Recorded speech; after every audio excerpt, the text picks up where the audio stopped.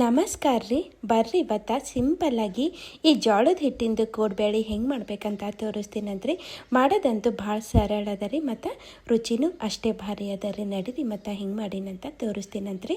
ಇಲ್ಲಿ ನೋಡ್ರಿ, 1 ಬಟ್ಟಲು ಜೋಳದ ಹಿಟ್ಟಿನಾಗ ಇಲ್ಲಿ 1/4 ಬಟ್ಟಲು ಗೋಧಿ ಹಿಟ್ಟು ಮತ್ತು ಅರ್ಧ ಬಟ್ಟಲು ಇಲ್ಲಿ ಕಡಲೆ ಹಿಟ್ಟು ಸೇರಿಸಿನ್ರಿ. ರುಚಿಗೆ ಬೇಕಾದಷ್ಟು ಉಪ್ಪು, ಅರಿಶಿಣ ಪುಡಿ ಮತ್ತು ಇಲ್ಲಿ ಖಾರದ ಪುಡಿನೂ ಸೇರಿಸ್ಬಿಡ್ತೀನಂತ್ರಿ.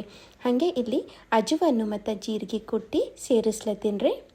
ಮತ್ತೊಂದಿಷ್ಟು ಎಳ್ಳನ್ನು ಹಾಕ್ಬಿಡ್ತೀನಂತ ಒಣಾದೆ ಚಲೋ ಹಿಂಗೆ ಕಲಿಸಿ ಏನು ಮಾಡ್ತೀನಿ ರೀ, ಇಲ್ಲಿ 1/4 ಬಟ್ಟಲು ಎಣ್ಣೆ ಏನು ಮಾಡ್ತೀನಿ ರೀ, ಚಲೋ ಕಾಸಿ ಅಂತಂದ್ರೆ ಹಿಂಗೆ ಹೊಗೆ ಬರ್ಬೇಕು ರೀ, ಅಲ್ಲಿಂದ ತನಕ ಕಾಸಿ ಇದ್ರಾಗ ಹಾಕ್ಬಿಡ್ತೀನಂತ. ಇದು ಹಾಕೋದ್ರಲಿಂದ ನಮ್ಮದು ಕೋಡ್ಬೇಳೆ ಚಲೋ ಹಿಂಗೆ ಏನಾಗ್ತಾವೆ ರೀ, ಕ್ರಿಸ್ಪಿ ಆಗ್ತಾವೆ, ಅಂದ್ರೆ ಹೊಳ್ಳ ಆಗ್ತಾವೆ ರೀ. ಸೋಡಾ ಗಿಡ ಏನು ಹಾಕೋದೇ ಬೇಕಾಗಲ್ರಿ.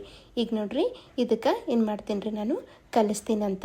ಯಾವ ಥರ ಆಗ್ಬೇಕಂತ ನಿಮ್ಗೆ ಮುಂದೆ ತೋರಿಸ್ತೀನಂತ. ನೋಡ್ರಿ, ಈ ಥರ ಆಗ್ಬೇಕ್ರಿ.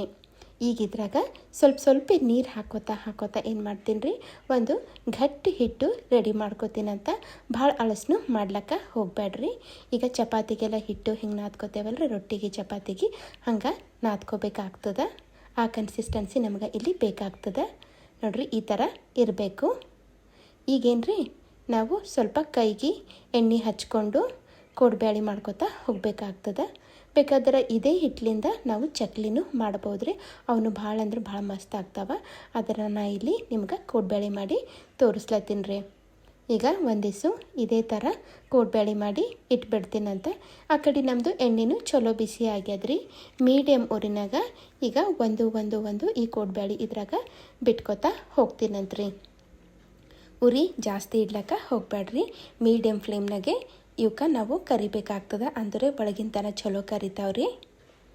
ಈಗ ಇವಕ್ಕೆ ಕಂಟಿನ್ಯೂಯಸ್ ಆಗಿ ಹಿಂಗೆ ಮಿಕ್ಸ್ ಮಾಡ್ಕೋತಾ ಪಲ್ಟಾಸ್ಕೋತಾ ನಾವು ಕರಿಬೇಕಾಗ್ತದೆ. ಎಲ್ಲಿನ ತನ ಅಂತಂದ್ರೆ ಹಿಂಗೆ ಬಣ್ಣ ಬರಬೇಕ್ರಿ. ಇವಕ್ಕೆ ನಾವೇನು ಮಾಡಬೇಕಾಗ್ತದೆ ಅಂತಂದ್ರೆ ಚಲೋ ಕ್ರಿಸ್ಪಿ ಆಗತನ ಕರಿಬೇಕಾಗ್ತದೆ. ನೋಡ್ರಿ, ಏನು ಪರ್ಫೆಕ್ಟಾಗಿ ಬಂದಾವ. ಮತ್ತು ಉಳಿದಿದ್ದು ಎಲ್ಲ ಹೀಗೆ ಮಾಡಿ ಇಟ್ಬಿಡ್ತೀನಂತ್ರಿ. ಭಾಳ ಸರಳ ಅದ ರೀ. ನೀವು ಒಂದ್ಸಲ ಈ ಜೋಳದ ಹಿಟ್ಟಿಂದು ಕೋಡ್ಬೇಳೆ ಟ್ರೈ ಮಾಡಿ ನೋಡಿರಿ. ಭಾಳ ಅಂದ್ರೆ ಭಾಳ ಮಸ್ತ್ ಆಗ್ತಾವ್ರಿ. ಹಾಗಾದ್ರೆ ಮತ್ತೆ ಸಿಗ್ತೀನಂತ್ರಿ ಮುಂದಿನ ವೀಡಿಯೋದಾಗ. Thank you.